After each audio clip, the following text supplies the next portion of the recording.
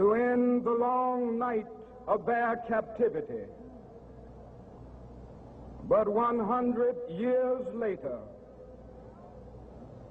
the Negro still is not free. 100 years later,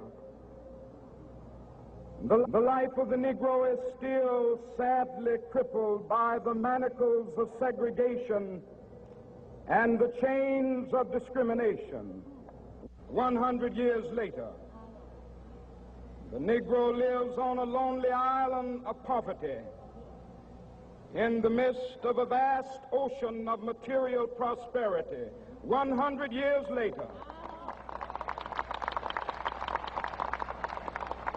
the Negro is still languished in the corners of American society and finds himself in exile in his own land.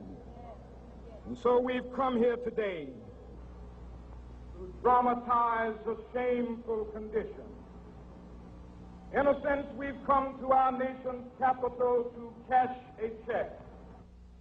When the architects of our republic wrote the magnificent words of the Constitution and the Declaration of Independence, they were signing a promissory note to which every American was to fall heir.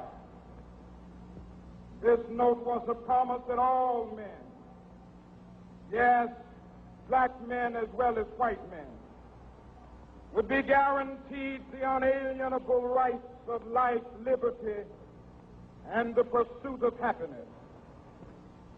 It is obvious today that America has defaulted on this promissory note insofar as her citizens of color are concerned.